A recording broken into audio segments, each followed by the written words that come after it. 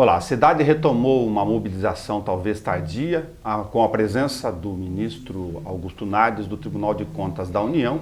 Isso gerou uma série de repercussões em função da possibilidade anunciada pelo TCU de finalizar um relatório em relação às questões de pedido de prorrogação que está em negociação do governo federal junto à malha ferroviária, a Rumo Logística, que é a concessionária que nos interessa aqui em Bauru, mas também a todo o ramal e também o estado de São Paulo, lógico, em relação à questão estrutural do modal. O sindicalista, diretor do Sindicato Ferroviários, Roque Ferreira, está conosco, participou da primeira audiência pública aqui na Câmara Municipal que deu start em relação a esse assunto, é um especialista e vai nos ajudar a compreender e também para exercer o seu direito lógico de opinião aqui nessa missão pública nossa de ouvir todas as vertentes relacionadas ao programa de concessão. Roque, muito obrigado por você ter vindo aqui, multiplataforma, conversar conosco. Eu que agradeço a oportunidade de voltar aqui à Câmara Municipal, né? E em particular nesse veículo onde a gente deixou muitos amigos, né? E a TV Câmara e a Rádio Câmara prestam um serviço fundamental, né? Que é um serviço de tratar daquilo que é de interesse público, né? E isso para mim também é uma alegria voltar aqui à casa na qual eu tive 8 anos. A gente ouviu, está ouvindo algumas das vertentes relacionadas a esse assunto, você está acompanhando. Você viu no plenário uma citação, por exemplo, do representante da Ferro Frente, talvez uma manifestação incisiva, no sentido de que na nossa questão aqui teriam cerca dos 5.000 quilômetros de ferrovia. Há uma confusão do leigo de não conhecer o que é Malha Paulista, o que é outro trecho disso, mas o TCU analisa de questão global em todo o país e das contrapartidas que envolvem até 7 bilhões de reais. O que é nosso aqui de Bauru em relação a esse todo? O que funciona dessa estrutura hoje no modal? Bom, nós temos que primeiro explicar que a Malha Paulista, né, são as ferrovias do estado de São Paulo, que depois se chamavam FEPASA, chamava FEPASA. A FEPASA entrou no programa de privatização em 1998, né, quando foi federalizada no governo Fernando Henrique Cardoso. Em contrapartida, o governo do estado teve que privatizar o Banespa. Mas antes de 98, nós tínhamos já a concessão da antiga Estrada de Ferro Noroeste do Brasil, que foi a primeira ferrovia a ser concedida no Brasil. Então, para que as pessoas possam entender, a Malha Paulista é a antiga Paulista, a Companhia Paulista Estrada de Ferro, a Mogiana e a Araraquarense. São as 3 grandes ferrovias que sobraram. Hoje nós temos uma empresa, aqui em Bauru nós tivemos a Novo Oeste, né, administrada por americanos, depois tivemos o Grupo Ferropasa, depois do Grupo Ferropasa a América Latina Logística, que já operava no sul e Santa Catarina. Então ela pegou toda essa malha, né, que era a malha da antiga Noroeste, e pegou essa malha que era a malha da Ferroban. Quando a LL vem, em 2006, num acordo que foi feito com o governo federal, ela passa um trecho da antiga Companhia Paulista de Estrada de Ferro, que era o trecho de Pederneiras ao Porto de Santos. Esse trecho de Pederneiras ao Porto de Santos passou a ser operado pela MRS Logística, que é uma ferrovia cujo controlador é o Grupo Gerdau, né? Então, e no estado de São Paulo, nós só temos esse trecho em operação do que eles chamam Malha Paulista, que nós conhecemos como Malha Paulista. O grande trecho que se discute hoje dos investimentos de 7 bilhões estão concentrados para um corredor da antiga Estrada de Ferro Araraquarense, que sai de Araraquara, vem até a divisa com Mato Grosso do Sul, em Aparecida do Taboado. Ali em Aparecida do Taboado, ela se liga com a antiga Ferronorte, que chamam de Malha Norte, que hoje está indo até Rondonópolis, né? Um dos acordos desses 7 bilhões é estender a malha de Rondonópolis até Cuiabá, né, para fazer toda a retirada dos grãos, né, daquela região, contribuir para a retirada de grãos. O trem de carga ele anda nesse trecho da Ferronorte com a velocidade de 80 km por hora. Quando chega na malha do estado de São Paulo, que é a antiga Araraquarense e Mogiana, existe uma redução de velocidade. Então todos os investimentos seriam feitos nessa área. E a redução da velocidade acontece por uma questão estrutural, operacional? A redução da velocidade acontece por conta da via permanente, né? Você precisa fazer investimentos na via permanente para que ela possa receber esses longos comboios ferroviários né, nessa velocidade de 80 km. Né? A atual via não suporta essa estrutura? Não, a atual via não suporta. Você pega a 80 km, não. A velocidade média nessa malha é de 40 km a 45. Né? E na época da safra, você tem uma intensidade de tráfego de trens. Por exemplo, Rio Preto. Né? No centro urbano de Rio Preto passa uma média de a cada 40, 45 minutos, na época da safra, né? Um trem. Né? Um trem que é obrigado a reduzir a velocidade na área urbana, né? Mas todos os investimentos estão concentrados nessa área. Ok, entendi. Se os investimentos estão concentrados nessa área, significa que a gente está discutindo com o Tribunal de Contas da União, a outra parcela, a Prefeitura fez uma série de relatórios das posições que ela acha fundamentais de implicações aqui urbanas e de mitigação dessas questões. Mas estão dentro dos 7 bilhões ou é uma reivindicação da Prefeitura? Como é que você vê primeiro esses dois eixos? A questão estrutural do modal, pensando em projeto de Estado, de país, e a nossa situação aqui em especial.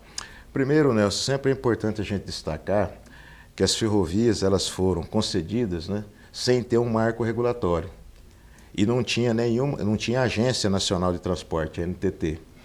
Tanto isso é verdade que em 1998, nós ferroviários nacionalmente, né, junto com outros setores, sindicatos, associações de engenheiros, apresentamos um relatório ao Tribunal de Contas da União sobre as questões contratuais. E elas não cumpriam os contratos. Então o Tribunal de Contas da União, na época, entendeu que deveria ser decretada a caducidade de vários contratos de concessão.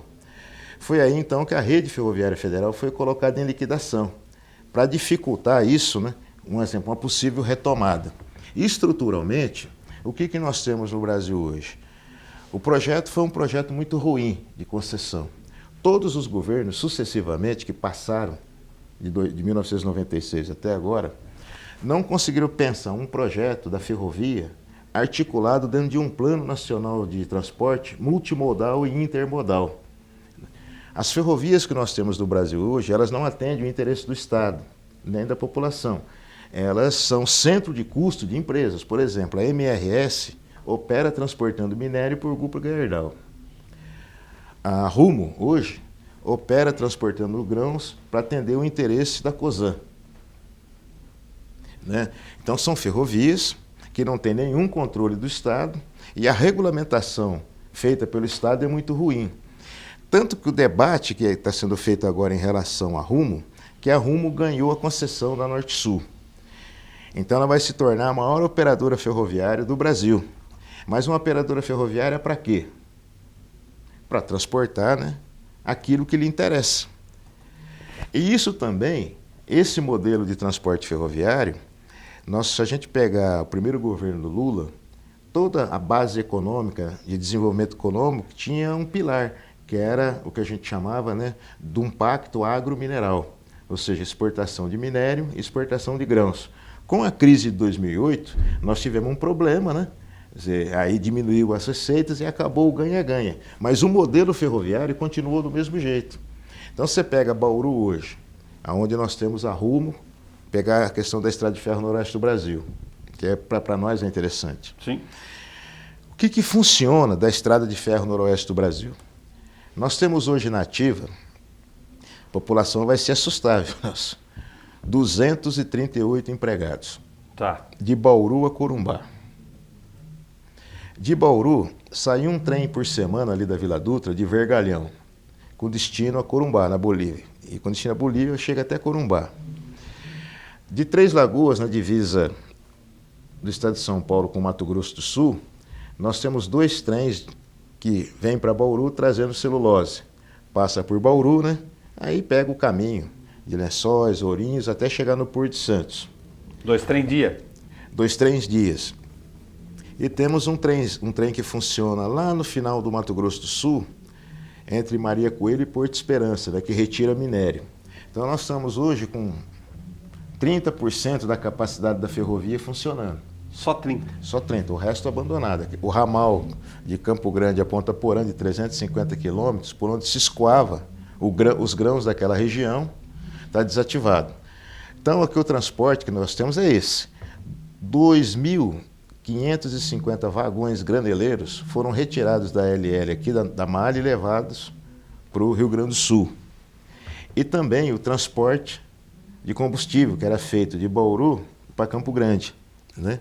Também não se faz mais, há muito tempo. Esses vagões-tanques foram retirados. Então, todo esse transporte é feito hoje por caminhão. Um trem de 40 vagões foi substituído por 120 carretas, né, que estão fazendo esse transporte. E essa história dos investimentos de 7 bilhões, e você me perguntou, e a Prefeitura apresentou um conjunto de reivindicações, né? Essas reivindicações, elas não conservam relação com 7 bilhões. São reivindicações que a Prefeitura poderia ter feito ao longo desse período que as operadoras estão aqui. Mas, infelizmente, Nelson... Ela está querendo colocar para dentro agora uma obrigação que já deveria ter sido executada. Ela poderia ter cobrado das outras concessionárias, mas, infelizmente, tanto o Rodrigo, né, quanto o Gazeta, eles mantêm uma relação de muita subserviência com a operadora. Tá. Em outras cidades você não observa isso, né? E também o que a gente acaba sentindo, e a gente pôde sentir isso aí na audiência pública, que parece que hoje a ferrovia é um grande estorvo para a cidade, né? Quando isso não é absolutamente verdadeiro. Se a gente for analisar quais são as barreiras, né, que a ferrovia provoca aqui na cidade de Bauru. Bom, primeiro, vamos a algumas reivindicações. As passagens em nível. As passagens em nível, existe um debate já anterior, recorrente, que a responsabilidade seria da prefeitura, das prefeituras. Tem ação judicial, inclusive, isso, nesse sentido. Bom, nada impede de você abrir um diálogo com as concessionárias, para pelo menos essas passagens de nível ser bem executadas, né? Ter manutenção e tal. Aqui em Bauru, em qual passagem de nível que passa trem? Porque no Antônio Alves não passa trem, não tem mais circulação de trem aqui que corta Antônio Alves, né? E a passagem de nível do Jardim Santana. Você tem as passagens em nível da Daniel Pacífico, da São Sebastião, vou pegar as mais, e a da Comendador.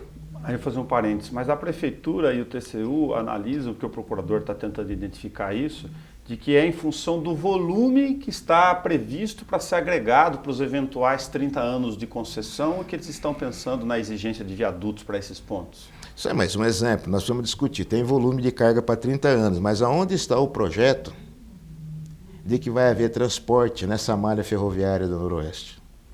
Não tem. Primeiro se discutiu o transporte de minério que seria feito pela China, ser retirado lá de Urucum. Né? Não tem esse projeto de minério. Acho que é só expectativa, estão falando em termos de são especulações. Possibilidades. Mas não tem. Nós gostaríamos que tivesse. Nós gostaríamos que tivesse um trem a cada 15 minutos circulando aqui na nossa região, né? No Brasil inteiro, que a gente saberia que geraria emprego, desenvolvimento, mas não tem. Nós gostaríamos de ter, mas não tem. Para a Malha Oeste, antiga Noroeste, não tem nenhum projeto. Por que a Rumo ainda mantém a concessão sob seu controle da antiga Noroeste? Aí tem um problema de logística. A Estrada de Ferro Noroeste do Brasil, quando fez a ligação com o ramal de Bitola Estreita da Sorocabana, ela entra no Porto de Santo pelo lado esquerdo. E ela tem o direito de passagem. Né? E lá foi construído também o terceiro trilho, aproveitando essa malha. Então a Rumo, mesmo não fazendo nenhum transporte pela Nova Oeste, ela usa do direito de passagem para priorizar seus trens para chegar no porto. Mas a discussão só do direito de passagem, que estou falando só aqui como leigo, né, é um ponto nevrálgico dessa questão? É um ponto nevrálgico, porque se ela devolver a Nova Oeste, ela perde o monopólio do direito de passagem. Então ela segura trem. Aí sobre o ponto de vista, isso é um absurdo, né? Então ela segura trem, segura a linha, né? E você hoje não tem o direito de passagem nessas ferrovias. Então, Roque, aí tem uma questão importante, aproveitar a sua experiência para o leigo entender. O Tribunal de Contas da União não pode olhar só a questão, obviamente, operacional disso e nem a cidade só de Bauru olhar só essas obras que ela não exerceu a cobrança no tempo. Temos o pêndulo do Procurador da República com uma tentativa aí de escala, porque representação da República pode ser disseminada para efeito em todas as regiões aqui do país, Ministério Público Federal. Se a gente avalia a questão do direito de passagem, a questão é, vocês acham que este projeto não resolve o problema estrutural da ferrovia, pensando em projeto de Estado, voltando à minha questão? Não. O projeto de antecipar a prorrogação do contrato de concessão por mais 30 anos, é um projeto elaborado pela Rumo e que o governo comprou a ideia desse projeto, né? Não tem projeto nenhum, a NTT botou debaixo do braço o projeto da Rumo e quer impor esse projeto de qualquer jeito. Tanto isso é verdade que o Ministério Público do TCU, o procurador, deu um parecer contrário a esse projeto. Você tem parte do empresariado, do agronegócio, que é contrário ao projeto. Porque você vai consolidar um monopólio muito grande de uma empresa que vai controlar uma malha ferroviária. Então, se a Rumo entender que ela não tem que transportar determinado tipo de produto em sua malha ferroviária, ela não transporta. Mas como a concessão trata de uma questão de um projeto nacional, no momento que a gente está discutindo, atrasado ou não, a retomada da questão estratégica da ferrovia com uma condição dessa, de monopólio? Porque esse é o marco regulatório que nós temos. Esse é o marco regulatório que nós temos. E tem um outro problema muito mais grave atrás disso aí. Esse projeto de antecipar, né, a prorrogação das concessões está vinculado a um outro projeto, que muda o marco regulatório. O projeto é de autoria do senador José Serra. Autorização, ao invés de concessão. Outra questão jurídica embutida também. Aí é mais grave, né? Por quê?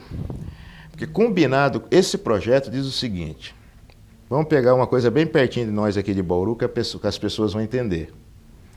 De Pederneiras a Panorama, não circula um trem há muitos anos. Ok. Esse trecho Pederneiras-Panorama integra a Malha Paulista e está sob concessão da Rumo. Tem política de investimento para esse trecho da Rumo? Não tem carga ali que interessa para a Rumo. Então ela não opera. O que diz o contrato original das concessões? Que as operadoras receberiam a linha, equipamentos de natureza operacional.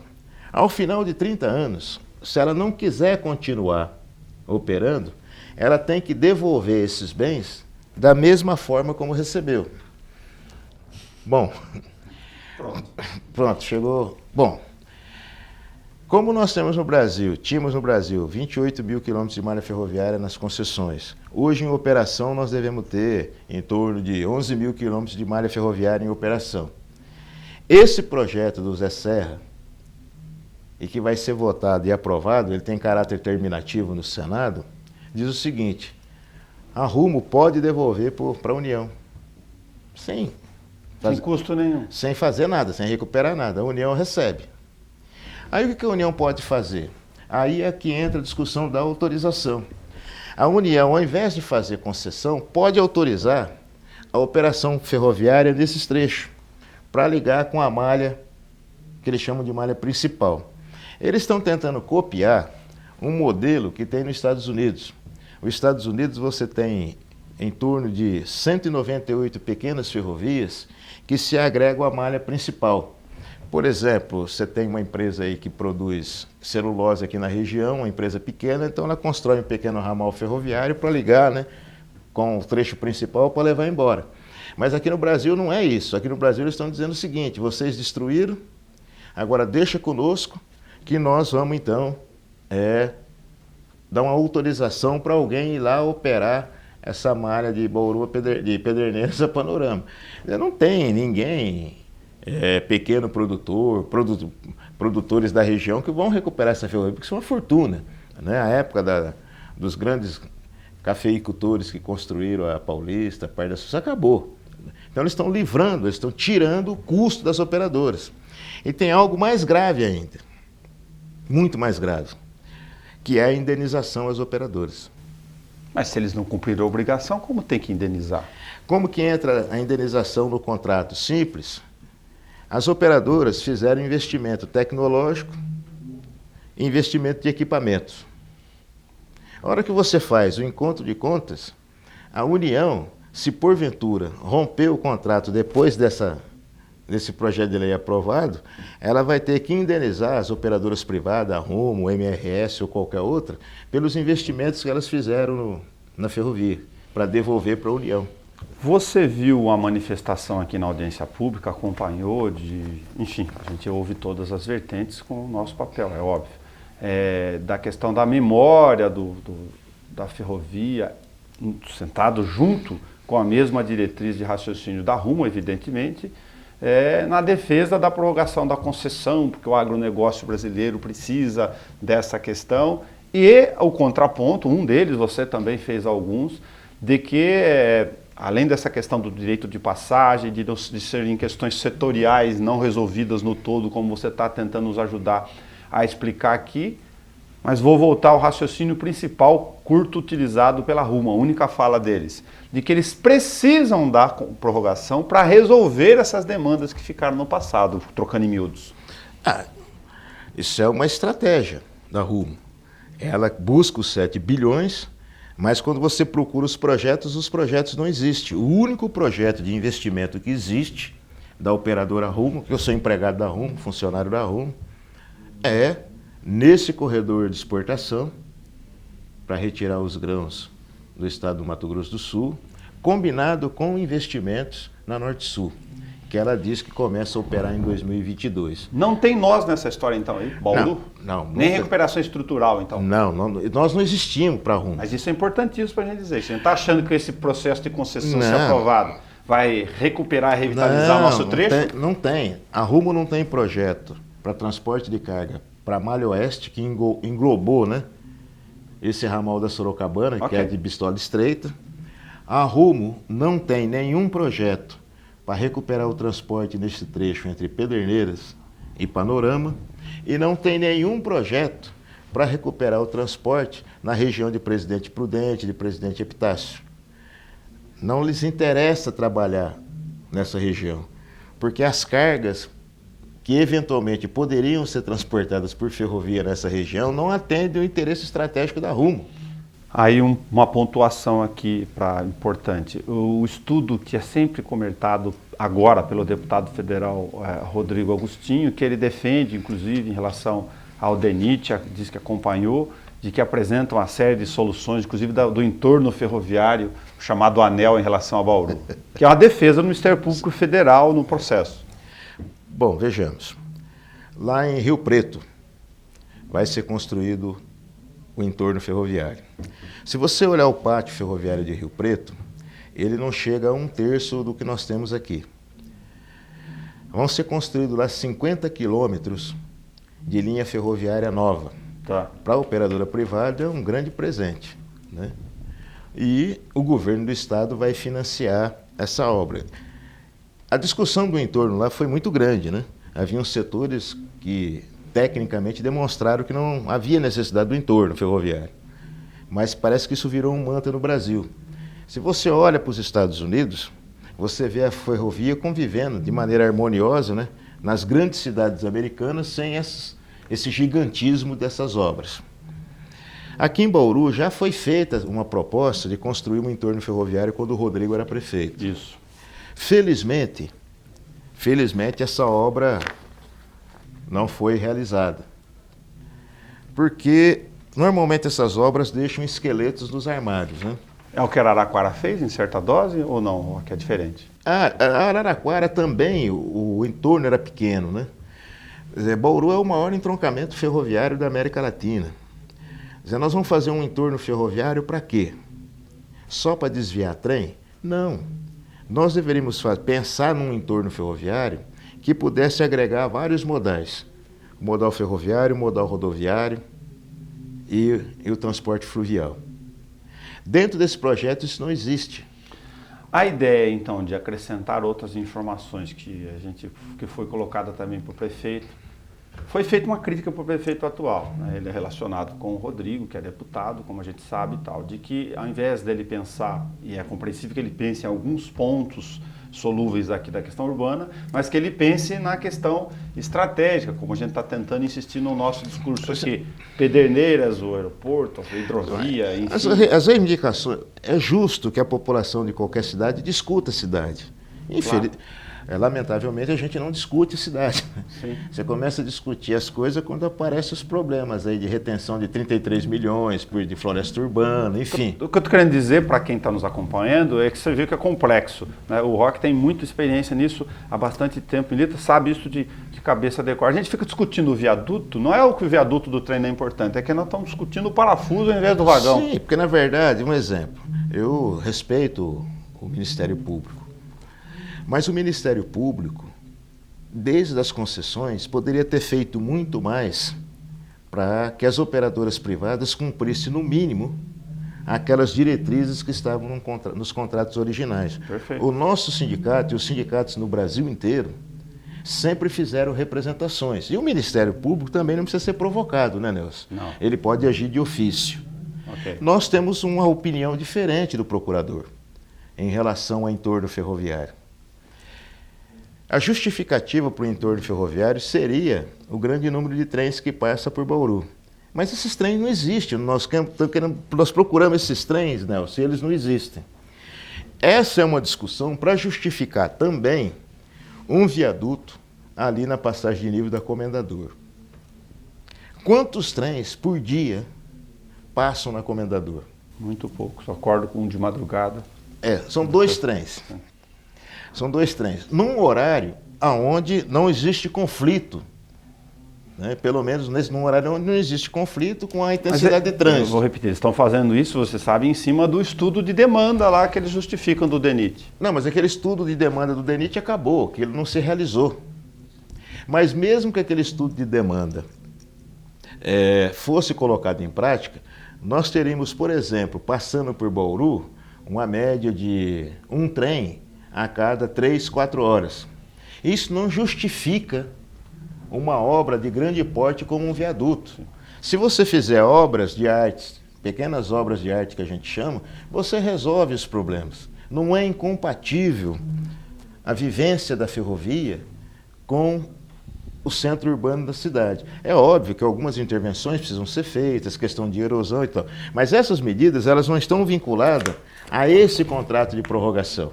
Eram medidas que já deveriam ter sido cumpridas no processo atual. Que os prefeitos poderiam ter cobrado nas suas relações com as operadoras privadas. Não o fizeram. E viram uma oportunidade agora de tentar colocar dentro desse processo, que não conserva a relação com a nossa cidade, né, essas reivindicações. O entorno ferroviário, que vai ser feito aqui em Bauru, ou que as pessoas defendem que seja feito aqui em Bauru, precisa ser muito bem discutido, né? O que é que vai ser feito com a malha ferroviária que corta o centro urbano? Essa malha ferroviária vai ser desativada? Tem gente que quer que desativa, sabe por quê?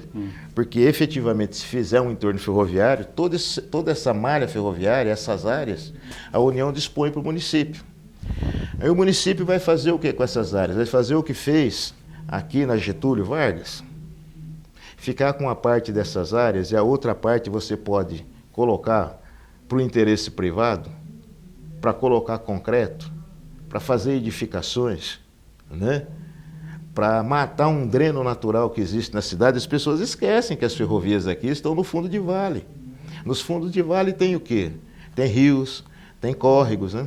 E são áreas que hoje têm um valor muito alto, né? Então, na nossa opinião, não se justifica um entorno ferroviário, nem que tivesse uma grande intensidade de transporte ferroviário aqui, né? Para a questão estrutural da ferrovia, em consideração ao todo que está posto e dos 30 anos, a posição de vocês é, por todas as razões, favorável ou contrário? Ou depende do objeto? Nós temos uma posição muito clara. Nós consideramos que esse projeto não atende os interesses do Estado brasileiro, consolida, né, um monopólio privado e empresarial que coloca em risco, inclusive, né, a possibilidade de manejo do transporte como interesse do próprio país. Nós vimos isso nos lockouts de caminhoneiros, né? Não tem nenhuma proposta de revitalização, né? Não tem nenhuma proposta de recuperação do modal ferroviário. São trechos estratégicos para os interesses das empresas.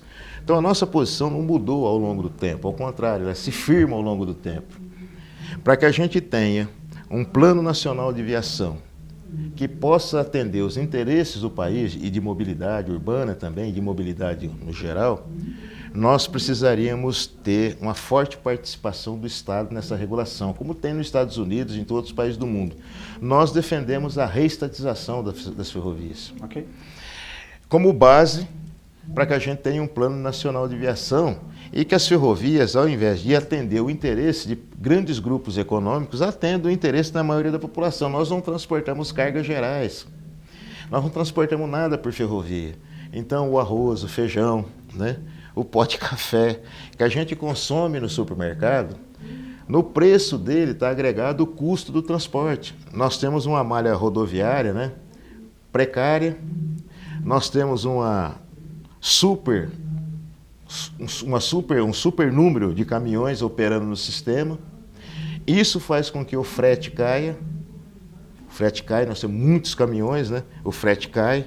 Nós temos a situação do caminhoneiro privado e todos os custos de malha rodoviária, de preço de óleo diesel, né? Tudo isso está incorporado nos custos de transporte. Okay. E quem paga a conta é eu, você e a população, no supermercado. Então nós temos que buscar retirar do sistema rodoviário cargas tipicamente ferroviárias e fazer com que cada um trabalhe bem no seu setor. O modal rodoviário tem que trabalhar na curta distância, é um absurdo um caminhão rodar 2, 3, 4 mil quilômetros com a carga, né? Então, nós não temos essa que a gente chama de intermodalidade do transporte. Isso aumenta em muito o nosso custo. Além do que, Nelson, mexe com a nossa matriz energética. Nós precisamos cada vez mais refinar petróleo para atender a demanda de óleo diesel para a frota, principalmente de caminhão, né? Isso é o que faz a gente produzir um excedente de gasolina, né, que precisa ser colocado em outros locais a preço barato, porque o preço do óleo é dolarizado. E nós não temos capacidade de refino no Brasil para atender a demanda de óleo diesel. Por isso que o Brasil importa o óleo diesel. Isso faz aumentar o custo também dos transportes. E o Brasil vinha investindo em refinarias, né?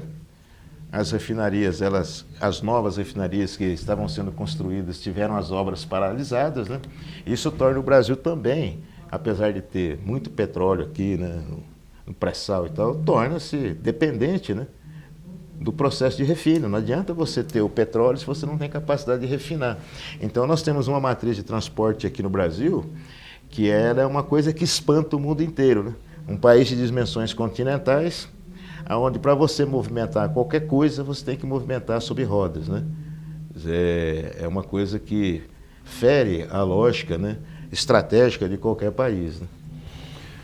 Roque Ferreira, a gente está acompanhando, fazendo as audiências públicas o nosso papel. Assim que sair o relatório do Tribunal de Contas ou qualquer outra intervenção estratégica aqui, a gente está, lógico, à disposição para ouvir e exercer o poder do contraditório, do contraponto, para que a população possa entender exatamente as outras nuances relacionadas a esta demanda.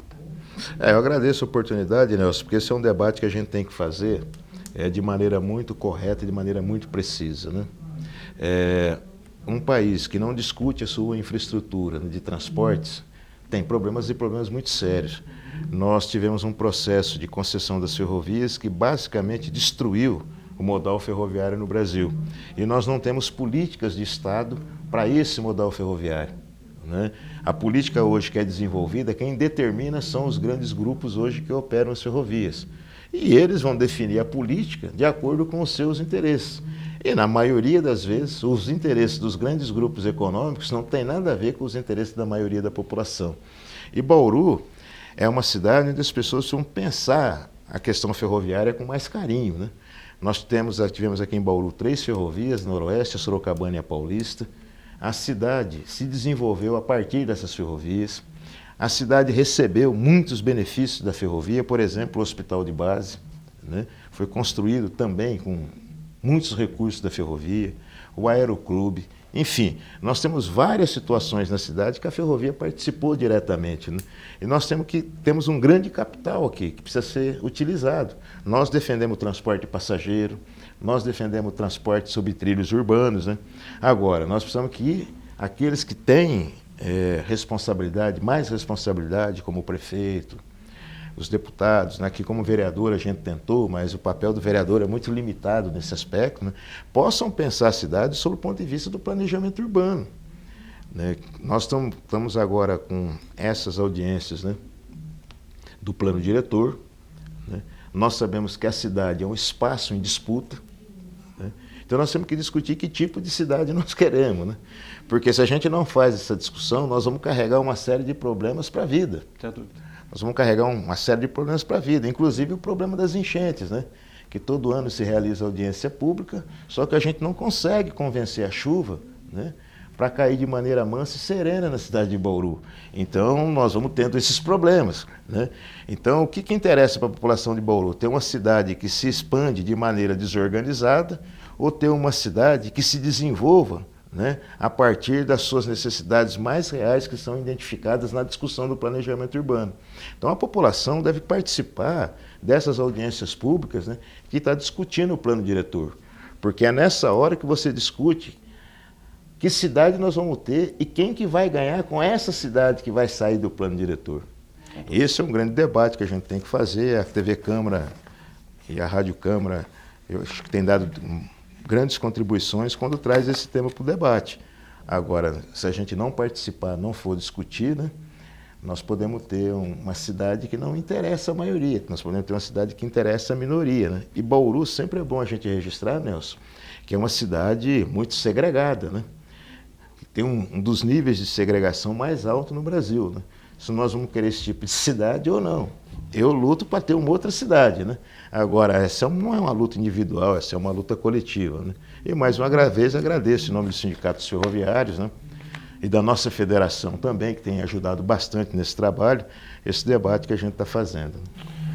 Muito obrigado, e você pode assistir esse programa também na íntegra, a hora que você quiser, na página da TV Câmara no YouTube, assim como a audiência pública, a inicial que a gente fez menção aqui durante boa parte da entrevista, em relação à discussão da possibilidade de renovação por mais 30 anos da concessão ferroviária da União com a Rumo Logística, em discussão no governo federal e também no Tribunal de Contas da União, com interesses, lógico, nossos locais e do estratégicos do Estado aqui. É só você clicar em vídeos, está tudo lá na íntegra. Até nosso próximo encontro.